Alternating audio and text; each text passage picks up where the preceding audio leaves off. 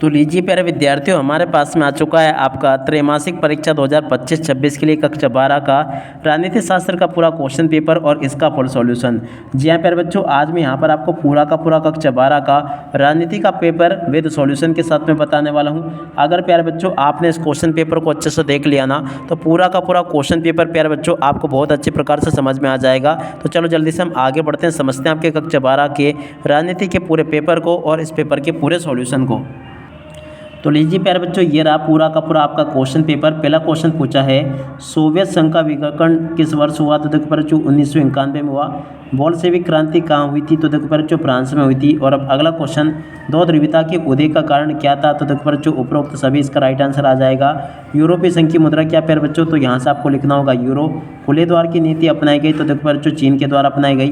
और अब अगला क्वेश्चन, यूरोपीय यूनियन संघ की स्थापना कब हुई? तो देखो प्यारे बच्चों 1992 में हुई। यहाँ से आप लोग इन क्वेश्चन के उत्तरों को देख कर जाना। अब चलो इसके बाद में हम आगे बढ़ते हैं, आगे के सभी क्वेश्चन और उन क्वेश्चन के उत्तरों को मैं आपको बताता हूँ। यहाँ पर प्यारे बच्चों क्वेश्चन पूछे प्रश्न नंबर 2 में रिक्त स्थानों की प्यारे बच्चों यहाँ से आपको पूर्ति करनी होगी। पहला क्वेश्चन पढ़ते हैं, साप्टा पर 8 दक्षिण सम्मेलन में हस्ताक्षर हुए। भारत पाकिस्तान के बीच शिमला समझौता 2 जुलाई 1972 को हुआ। और अब अगला क्वेश्चन, सार्क संगठन के सदस्य राष्ट्रों की संख्या कितनी? प्यारे बच्चों 8 है। सिक्किम में अलग राज्य बना? तो देखो बच्चों 26 अप्रैल 1975 में अलग राज्य बना। स्वतंत्रता के बाद भारत के 5 प्रधानमंत्री थे? तो देखो बच्चों कौन थे? चौधरी चरण सिंह इसका राइट आंसर होगा। और अब अगला क्वेश्चन, देशी रियासतों का भारतीय संघ में विलय हेतु तैयार सहमति पत्र को क्या कहते हैं? प्यारे बच्चों इसको कहते हैं इंस्ट्रूमेंट ऑफ एक्सेशन। ठीक है। और उसके बाद में देखो यहाँ से इन क्वेश्चन के उत्तरों को याद करके जाना। भारत में पूंजीवादी अर्थव्यवस्था है, असत्य होगा। श्वेत क्रांति का संबंध मछली उत्पादन से, असत्य होगा। और नीति आयोग की स्थापना 2020 में हुई, असत्य होगा। भारत चीन युद्ध 1982 में हुआ, असत्य होगा। राज्यसभा का कार्यकाल 4 वर्ष होता, असत्य होगा। भारत की विदेश नीति का आधार शांतिपूर्ण से अस्तित्व है। तो देखो पर जो ये क्वेश्चन का आंसर भी आपका सत्य हो जाएगा। ठीक है। उसके बाद में देखो यहाँ से आप लोग जोड़ी को देख कर जाना। जोड़ी आपके पेपर में परीक्षा में ऐसी पूछी जाएगी, मेक मोहन रेखा की जोड़ी के नाम भारत और चीन से हो जाएगा। आसियान का मुख्यालय जकार्ता में होगा। आसियान की स्थापना प्यारे बच्चों अगस्त 1967 से। 18वां दक्षिण सम्मेलन नेपाल से। और कारगिल युद्ध की जोड़ के दौरान 1999 से। राजीव जयवर्धन समझौता तो तक पर 29 जुलाई 1987 को। मुक्त व्यापार संधि इसकी जोड़ के दौरान प्यारे बच्चों आपको कर लेना, व्यापार को और अधिक उदार बनाने से। ठीक है, आप लोग देख लें। उसके बाद में देखो प्यारे बच्चों यहाँ से आपसे एक वाक्य फिर एक शब्द में उत्तर पूछे गए हैं। पहला क्वेश्चन पढ़ते हैं, नियोजन की परिभाषा लिखिए। तो देखो प्यारे बच्चों इस क्वेश्चन का उत्तर ये होगा, नियोजन वह प्रक्रिया है जिसमें लक्ष्यों को प्राप्त करने के लिए कार्यों की योजना बनाई जाती है। और अब अगला क्वेश्चन, प्रथम पंचवर्षीय योजना के योजनाकार कौन थे? तो देखो बच्चों पंडित नेहरू थे। नीति आयोग का अध्यक्ष कौन होता है? तो देखो बच्चों प्रधानमंत्री होता है। योजना आयोग का गठन कब किया गया? तो देखो बच्चों 15 मार्च 1950 को किया गया। विदेश नीति क्या है? तो देखो बच्चों विदेश नीति एक देश की वह रणनीति है जो अन्य देशों के साथ संबंधों को निर्धारित करती है। और अब अगला क्वेश्चन, भारत का प्रथम परमाणु परीक्षण कब हुआ? तो देखो बच्चों 18 मई 1974 को हुआ। शिमला समझौता कब हुआ? तो देखो बच्चों 1972 को हुआ। ठीक है, यहाँ तक के क्वेश्चन के उत्तर को प्यारे बच्चों आप लोग देख कर जाना अच्छे से। उसके बाद में देखो आगे आपके पेपर में परीक्षा में क्वेश्चन इस प्रकार से पूछे गए हैं। इन क्वेश्चन के उत्तर को चलो मैं आपको बताता हूँ। देखो प्यारे बच्चों प्रश्न नंबर 6 जो पूछा ना, सोवियत प्रणाली की कोई 2 दोष आपको लिखने होंगे। देखो यहाँ से आप लोग लिख लें इसको। और 6 के अतवाले क्वेश्चन के उत्तर का प्यारे बच्चों ये दे रखा है, आप लोग इसको भी देख लें और पूरा का पूरा आप लोग इसको याद कर लें आप लोग। और अब अगला क्वेश्चन पढ़ते हैं, प्रश्न नंबर 7, दो ध्रुवीयता का अर्थ लिखिए। तो देखो बच्चों दो ध्रुवीयता की अर्थ को यहाँ से देख लेना। ये पूरा का पूरा उत्तर प्यारे बच्चों मैंने आपको बता दिया। और अब अगला क्वेश्चन पढ़ते हैं, क्या दे रखा है, इसके अथवा में दो ध्रुवीयता के उदय के क्या कारण है? तो देखो इस क्वेश्चन के उत्तर को यहाँ से याद करके जाना।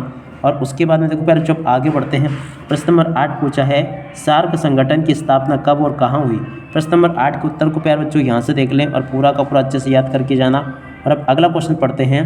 प्रश्न नंबर 9 पूछा है, शिमला समझौता कब व कहाँ हुआ? तो देखो इस क्वेश्चन के उत्तर को यहाँ से देख लें और पूरा का पूरा अच्छे से याद करके जाना। और अब अगला क्वेश्चन पढ़ते हैं, भारत श्रीलंका मतभेद के कारण लिखिए। प्रश्न नंबर 10 जो पूछा गया ना प्यारे बच्चों, इस क्वेश्चन के उत्तर को यहाँ से देख कर जाना। पूरा का पूरा क्वेश्चन और इस क्वेश्चन का उत्तर प्यारे बच्चों मैंने आपको बता दिया। अगले क्वेश्चन का उत्तर प्यारे बच्चों ये लिखा, इसको भी देख कर जाना आप लोग। और अब अगला क्वेश्चन पढ़ते हैं, क्या दे रखा है, देखिएगा प्यारे बच्चों, सार्क का गठन किन उद्देश्यों को लेकर किया गया था? प्रश्न नंबर 11 जो प्यारे बच्चों पूछा गया ना, इस क्वेश्चन के उत्तर को यहाँ से देख कर जाना आप लोग। और इसके बाद में देखो आगे बढ़ते हैं, आगे क्वेश्चन पढ़ते हैं। देखो यहाँ पर क्वेश्चन पूछा है, पूंजीवादी अर्थव्यवस्था व समाजवादी अर्थव्यवस्था क्या लिखिए। प्रश्न नंबर 12 जो पूछा ना प्यारे बच्चों, इस क्वेश्चन के उत्तर को यहाँ से देख लेना और पूरा का पूरा इसको अच्छे प्रकार से याद कर लेना। नीति आयोग का गठन किन उद्देश्यों को लेकर किया गया है, क्वेश्चन आपके पेपर में परीक्षा में पूछा गया है। और उसके बाद में देखो प्रश्न नंबर 13 को पढ़ते हैं, राष्ट्रीय विकास परिषद का गठन कब हुआ। प्रश्न नंबर 13 के उत्तर को प्यारे बच्चों यहाँ से देखकर लिख देना पूरा, और उसके अथवा में जो क्वेश्चन पूछा प्यारे बच्चों, उस क्वेश्चन के उत्तर को यहाँ से देखकर लिख देना। और अब आगे बढ़ते हैं, अगला क्वेश्चन पढ़ते हैं। यहाँ पर प्यारे बच्चों क्वेश्चन पूछा है वोट निरपेक्षता की नीति क्या थी, लिखिए।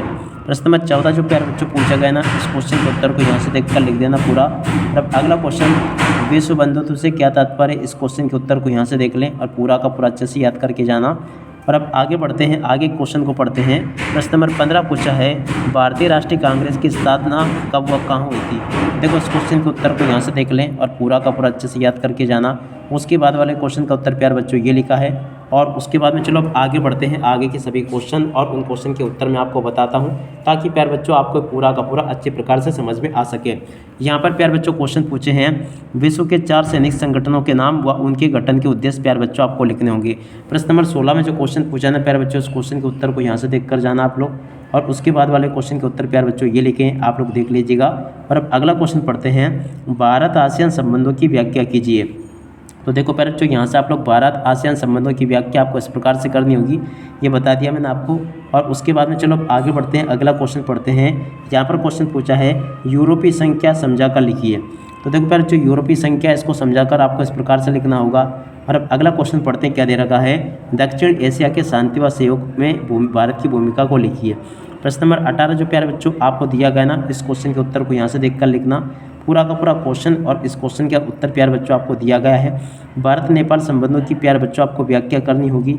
और उसके बाद में देखो अगला क्वेश्चन पढ़ते हैं, वर्तमान में भारत के कितने राज्य और केंद्र शासित प्रदेश है, केंद्र शासित प्रदेशों के नाम प्यारे बच्चों आपको लिखने होंगे। प्रश्न नंबर 19 के उत्तर को प्यारे बच्चों यहाँ से देख लेना, पूरा का पूरा उत्तर प्यारे बच्चों मैंने आपको ये बता दिया है।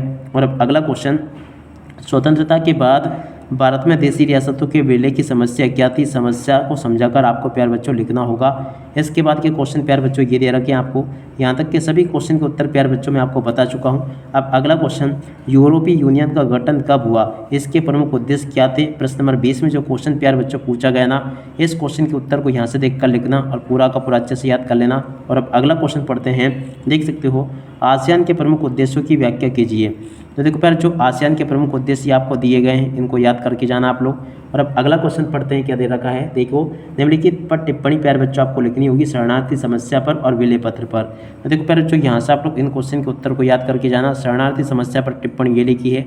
और अब अगला क्वेश्चन, राज्य पुनर्गठन आयोग की मुख्य सिफारिशें क्या थी, इस क्वेश्चन के उत्तर को प्यारे बच्चों यहाँ से आप लोग याद करके जाना, पूरा का पूरा ये मैंने आपको बता दिया है। और अब अगला क्वेश्चन पढ़ते हैं, क्या दे रखा है, पड़ोसी देशों के साथ भारत के संबंधों की व्याख्या कीजिए। प्रश्न नंबर 22। तो प्यारे बच्चों प्रश्न नंबर 22 के उत्तर को यहाँ से देखकर लिख देना, पूरा का पूरा प्यारे बच्चों आपको मैंने इस क्वेश्चन का उत्तर बता दिया ये। और अब अगला क्वेश्चन पढ़ते हैं, जो कि यहाँ पर आपको दे रखा है, दक्षिण एशिया के देशों में सार्क की भूमिका प्यारे बच्चों आपको समझानी है। तो देखो इस क्वेश्चन के उत्तर को भी पूरा देख लो और अच्छे प्रकार से इसको समझ लेना। और अब अगला क्वेश्चन पढ़ते हैं, प्रश्न नंबर 23, भारतीय विदेश नीति के निर्धारक तत्वों की व्याख्या आपको करनी है। तो देखो प्यारे बच्चों इस क्वेश्चन के उत्तर को यहाँ से देख लें और पूरा का पूरा अच्छे प्रकार से याद करके जाना। ये पूरा का पूरा उत्तर प्यारे बच्चों मैंने आपको बता दिया। और उसके अथवा में जो क्वेश्चन पूछा ना प्यारे बच्चों, उस क्वेश्चन का उत्तर ये लिखा है, इसको भी पूरा का पूरा याद करके जाना। A to Z प्यारे बच्चों आपके पेपर के सभी क्वेश्चन और उन क्वेश्चन के उत्तर मैं आपको बता चुका हूँ। अब इसी के साथ में प्यारे बच्चों इस वीडियो को यहीं पर पूरा करते हैं। नमस्कार, जय हिंद, जय भारत।